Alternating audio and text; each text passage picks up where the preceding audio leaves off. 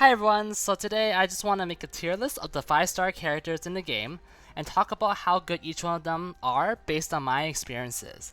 I know a lot of people have already made tier lists, but I want to put my perspective into a tier list as well. It's honestly pretty fun in my opinion.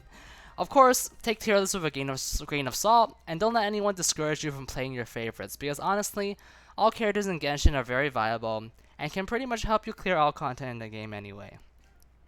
First of all, without a doubt, the best 5-star in the game, it just has to be Zhongli. Best support in the game, can do very high damage with his ultimate. I just use Favonius Spear with him usually, and he can still do 30 to 100,000 with a fairly free-to-play build, while Whales can do over 150k or even higher. His shield, incredible. Once you fully build him up, you will likely have 30 to 40,000 HP, which gives the shield like 10 to 20,000 HP. Basically the same as having an extra HP bar on like a 12-second cooldown, which is very short. I got Zhongli at the beginning of 1.5 when Kazuha came out, and I've basically been face tanking all content with him ever since. He's made it so that I really don't have to even learn the attack patterns of different bosses or different monsters or things that I'm fighting. I literally don't even need to know all of Azdaha's attacks, right? I just pop Zhongli's shield and burst him down with your DPS. And this can be done with like a free-to-play C0 Zhongli and free-to-play DPS characters, as long as you have farmed artifacts for them. As for S tier, of course, everyone knows that Venti is amazing. Incredible CC, best CC in the game. I would have actually put him a little bit lower, because he does have a little bit of problem sometimes. That he's not that as effective on single enemies or enemies that cannot be crowd controlled. However, since the 1.7 buff to EM, he can now do very respectable damage. So if you build him properly, he can even do damage now. That's why I have to put him at the top of S tier still. Maybe it will change in the future, but for now, he is definitely a really solid character. The next 4 characters I would say are the strongest 4 DPS in the game without a doubt. As everyone knows, as everyone who's been playing this game for a while knows, they are Ganyu, Hu Tao, Eula, and Zhao.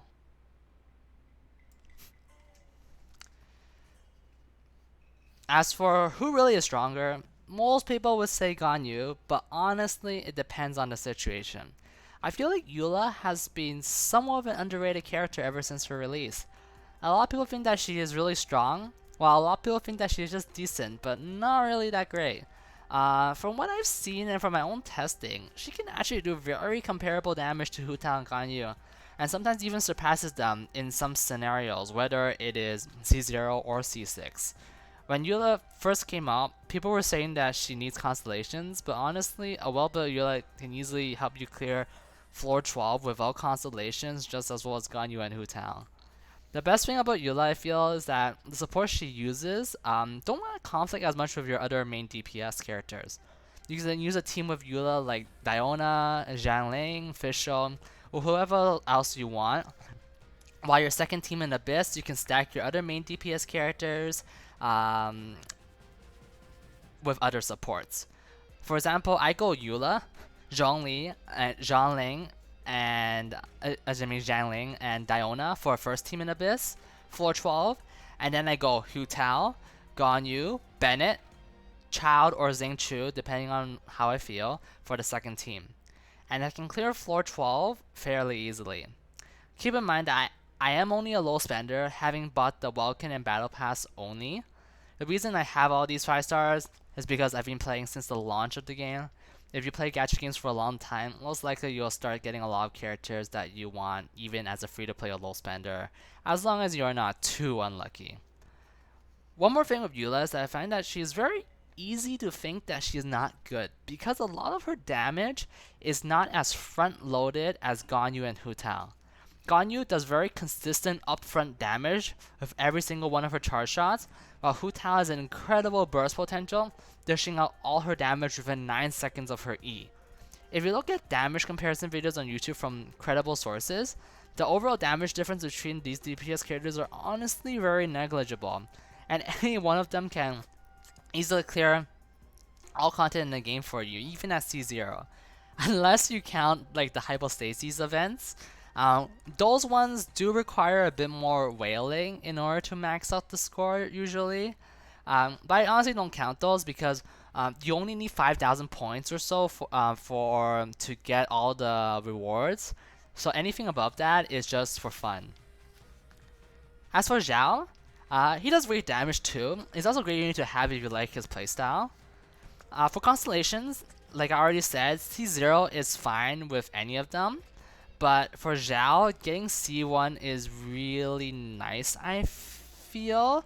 And his C6 makes him so much more fun. For Ganyu, C0 is great, but her C6 also makes it so fun because every time she uses her E, she gets an instant charge shot, which is really, really nice. For Hu Tao, I really think her C1 is very important. She is the only character that I purposely rolled to get her C1 even as a low spender, because it makes her so much more fun and to use because you don't need to require any stamina for her charged attacks. I still consider Hu Tao her Tao C1 as being one of the best, if not the best C1 in the game. Eula C0 is fine. I really don't feel like her constellations make her more fun. They definitely increase her damage a lot, especially her C1, 30% more physical, that's amazing. And her C2, making her the cooldown on her E when you hold it to be much shorter. Really good constellations, but really not necessary unless you really want to wail for her, right? So I feel C0 Eula fine. It's perfectly fine, and even C0 Hu Tao is fine. It's just that if you like the charge attack gameplay, then C1 is just, it makes a huge difference. So next on to A tier. I'm gonna put Klee. Yes, I'm putting Klee into the top of A tier. A lot of people recently have been saying that Klee has been power crept and that she is bad or hard to use, and honestly, all of that is absolutely true. But she is still a very strong DPS, and she can clear anything in the game for you and doing very respectable damage, even though she might be harder to use and need a bit more investment. If you compare Klee to the other 5-star DPS that are left on that I haven't already put on the table, you have Child and Diluc, and Klee clears things faster than Child and Diluc for the most part. You can argue that Child and Diluc might have better reactions, may proc reactions more consistently than Klee, but overall, in terms of pure damage output, I really feel Klee is still really, really good compared to those two. Does that mean you should pull for Klee in the current banner? No. Absolutely no. Is she still a good character to have if you already have her? Yes. Yoimiya is already coming out soon, so Klee really isn't a priority to get right now, unless you really like using her. Or if you're like a new player and you're free to play, or well, maybe not free to play, but if you're a new player, and you just really feel like you want a DPS now, you don't want to wait like a month and a half or whenever 1.7 comes out, then you can pull for her and she will work very well for you. Just that you have to know that there will be characters coming out soon in Inazuma that might be a lot better than Klee, right? If you really want to use her and like her playstyle and character, of course, still get her. Definitely worth getting. Next up, I put Child. or Tartaglia. A lot of people might disagree with this, but Child is a very good unit still. He might not do super high damage with his individual slashes unless you have a strong build, but he works very well with a lot of characters. He can consistently apply Hydro, and with supports like Bido, Xiangling, Xingqiu, or even like freeze comps with like Ganyu or like Rosario, very fun to play, very useful unit. So I definitely put Child up there in A tier. Then I'll put Diluc. Very straightforward character, easier to play than Klee. I would say in terms of raw damage, slightly lower than Klee, mainly because it's a Claymore user and slower, but he provides a very good CC2 with his ultimate. So definitely a very nice unit to have still. He can kill stuff very well, even though it's a little bit slower. I would say the ranking of the power DPS is kind of like this. Like Hu Tao, number 1, Klee, Diluc, Yanfei in terms of pure raw damage output. Of course, Xiangling has been talked about a lot recently as well, but her damage is a little bit less direct, so I'm not going to compare them directly. Then there is Jean, which I'll put as the next character over here. Absolutely great character, great support, very good burst damage. You can even go physical with her if you really want to.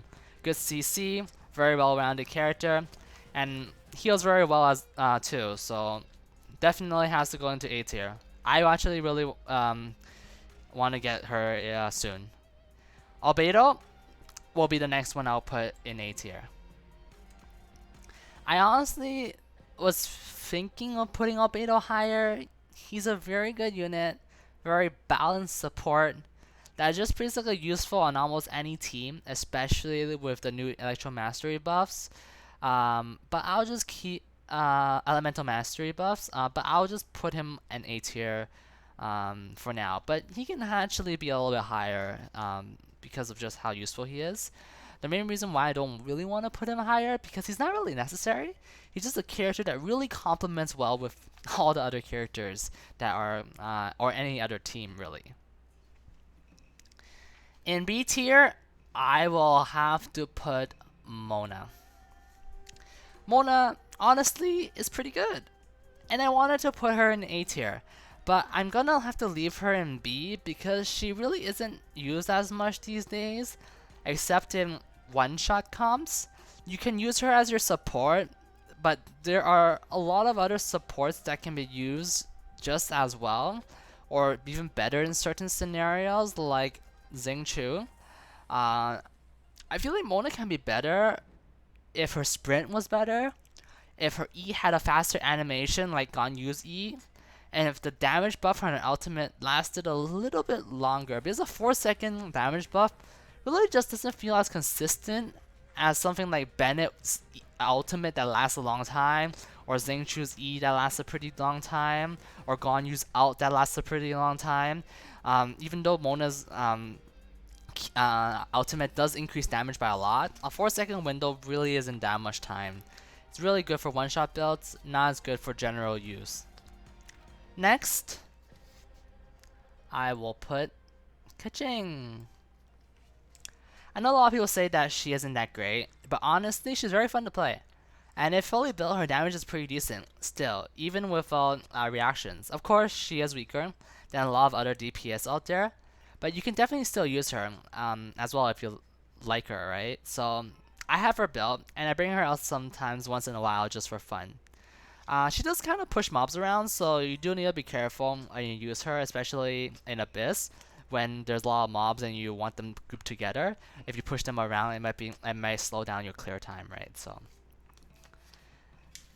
and next up, Geo Traveler, but I actually want to put Geo Traveler above Keqing.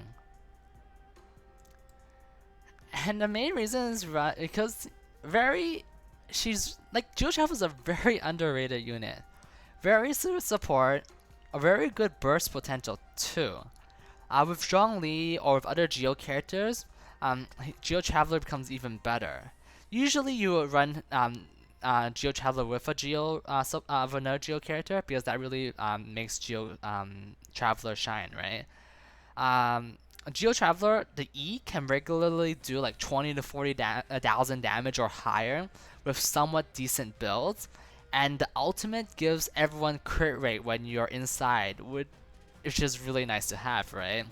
Overall, just a very useful unit.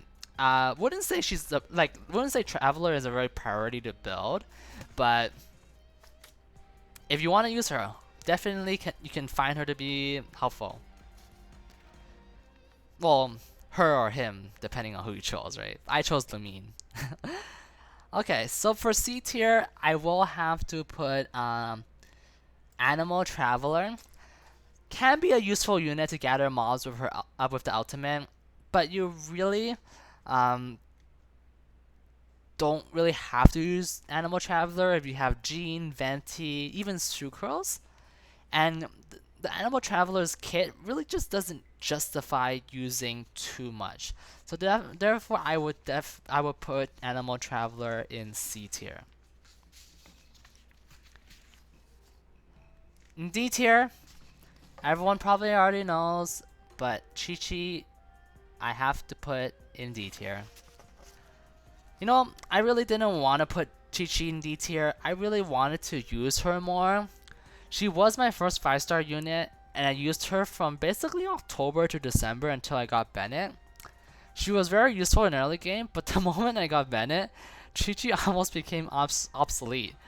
Bennett can heal super well, give damage buff, apply pyro consistently, while Chi-Chi has a lot of major problems. If anything, they could really just buff Chi-Chi by making maybe her cooldown shorter, making her apply more consistent cryo, maybe even decreasing the energy cost of her ultimate. That would all honestly make Chi-Chi a lot better, especially since you already have a character like Diona, which pretty much does Chi-Chi's job way better than Chi-Chi. For example, if like Chi-Chi had like a swirling cryo haze around her after using her ultimate that consistently apply cryo, that would actually be pretty cool to have. It's kind of be similar to maybe Ganyu's ultimate, right? So that you can apply cryo and actually be a good support. It would also make make pulling her feel a lot better, because I feel like a lot of all the 5 stars characters in the game, the only character that feels really bad to get is Chi-Chi. Even though I really do like her character, she is pretty cute. Even Kaching is much better to get and fun to play.